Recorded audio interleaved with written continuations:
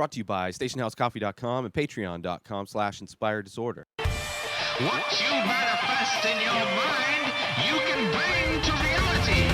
Space Force, new show on Netflix starring Steve Carell, co-created by Steve Carell and Greg Daniels, who is a writer on shows like The Office and Parks and Rec and King of the Hill.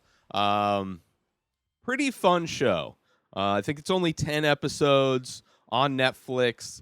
It's a comedy, about 30 minutes an episode-ish, so it's a fast binge. And it's, it has the kind of sense of humor of those shows that I mentioned, Parks and Rec and The Office.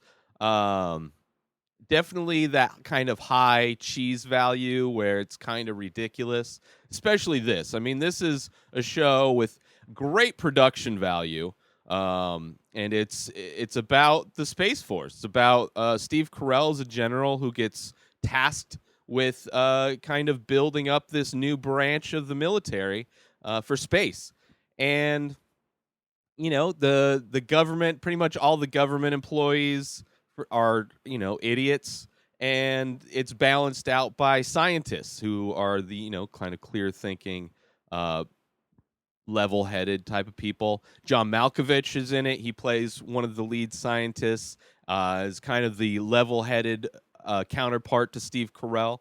But I enjoyed it. I thought the series so far is a bit unbalanced. Just the amount of cheese that goes in on this show, or that this show has, is at a pretty high level of cheese. Especially for how, the production value and the storytelling and just kind of the world building that they're doing is really high level kind of stuff. So the cheese value of it makes it a bit unbalanced, I would say. But there is a thing with all of these shows like The Office and Parks and Rec.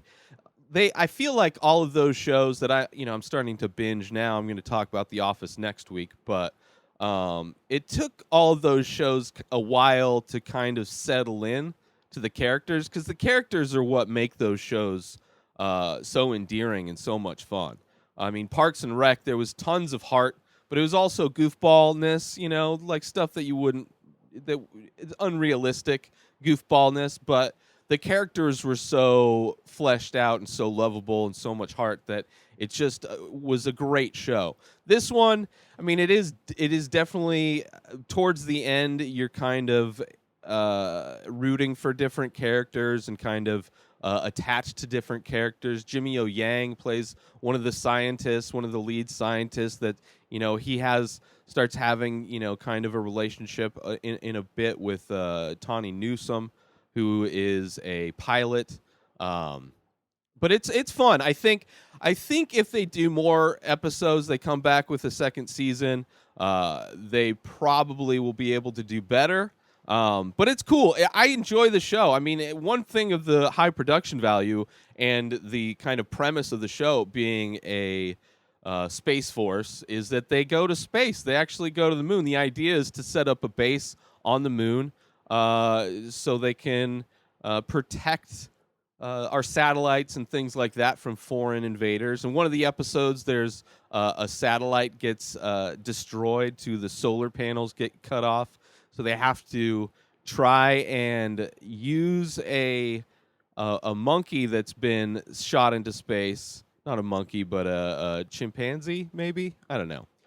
Some kind of primate up in space. They're trying to communicate with this primate to go and repair the damaged satellite. And it's kind of funny.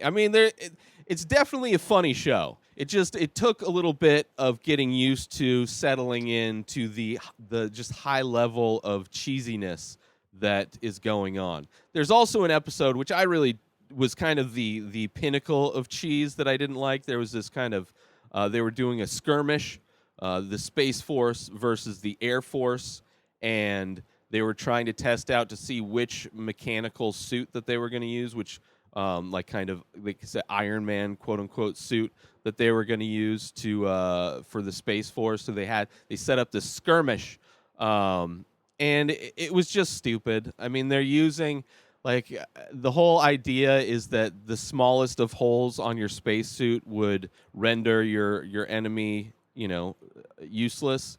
So they're using BB guns and little tiny scissors, which just was stupid. It just like the some of the writing is just so weak.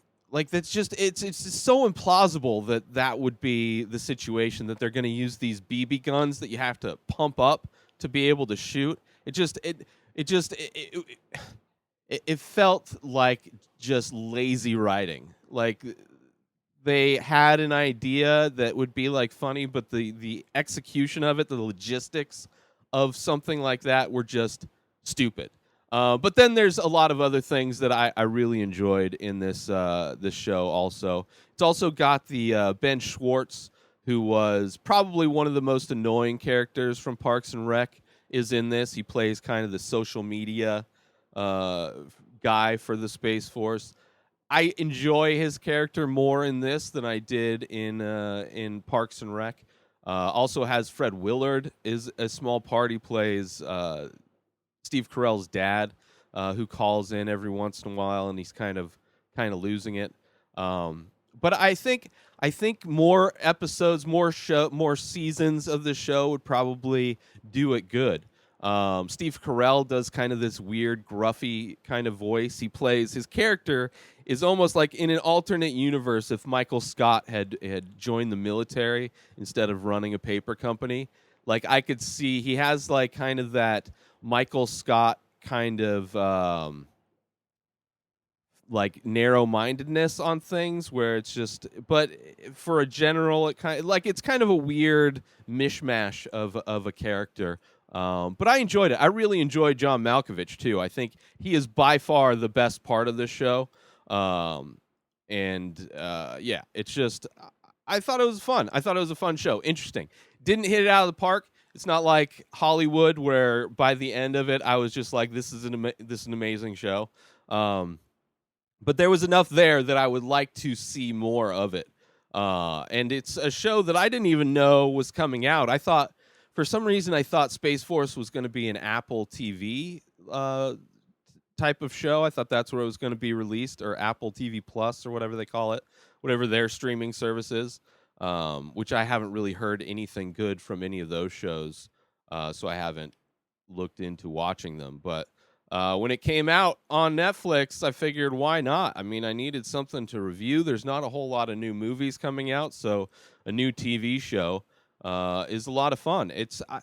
I think I'm going to try rewatching it. I'm going to try rewatching Space Force, and I think now that I know the level of cheese in the show, I can kind of just let it go. But it's fun. I mean, the show, it also takes place in Colorado.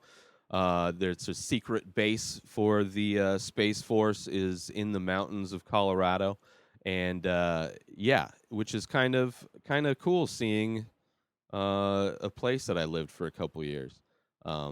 In a way, I guess I didn't really. I was in Denver, not really in the outskirts too much, but I still enjoyed the show for what it's worth. I enjoyed it, and I'd be interested. Because I do. I mean, Jimmy O Yang's great. John Malkovich is great. I kind of warmed up to Steve Carell's character. His wife gets arrested, and so she's in prison, and they end up like trying to have an open relationship that way, because she's supposed to be in prison for like 40 to 60 years or whatever. Which I don't know if they ever mentioned why she was arrested. It's like the show starts off and she's out of prison, and then if they flash forward and she's now in prison. I don't know. I enjoyed it. I enjoy the world building. I think there's a lot of potential there. I just think if they tone down the cheese, like if the scene where they do that skirmish and they're like wearing balloons and shooting each other with BB guns and stabbing each other with scissors, it's just like